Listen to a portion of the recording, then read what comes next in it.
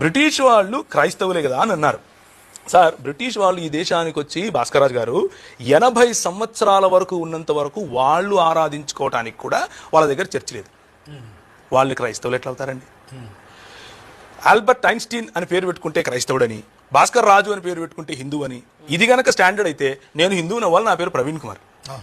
అది కాదు sir standard. Standard ఏంటంటే ఇదిగో ఈ 66 పుస్తకాలు ఉన్నటువంటి బైబిల్ గ్రంథాన్ని ఎవడైతే విశ్వసిస్తాడో వాడు క్రైస్తవుడు అవుతాడు. ఒకవేళ ఇక్కడికి వచ్చినటువంటి బ్రిటిష్ వాళ్ళు క్రైస్తవులే అయితే విలియం కేరీని రాకుండా ఎందుకు ఆపుతారు? జీగన్ బాల్ గారిని రాకుండా ఎందుకు ఆపుతారు? క్రైస్తవ మిషనరీ సంస్థలు రాకూడదు అని వాళ్ళపైన చట్ట వ్యతిరేకమైనటువంటి అంటే వీసా ఉల్లంఘనలు అన్న పేరు మీద దిగిన వెంటనే ఓడలెక్కించి ఎందుకు పంపిస్తారు? వాళ్ళని ఇక్కడ రోడ్డు మీద కొట్టి చంపుతూ ఉంటే కూడా మాకు పట్టినట్టు ఎందుకుంటారు అని అంటే వారికి క్రైస్తవ భావజాలానికి ఏ సంబంధం లేదు కాబట్టి.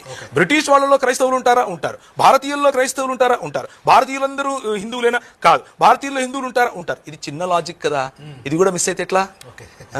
బ్రిటిష్ వారు క్రైస్తవులు కాదు.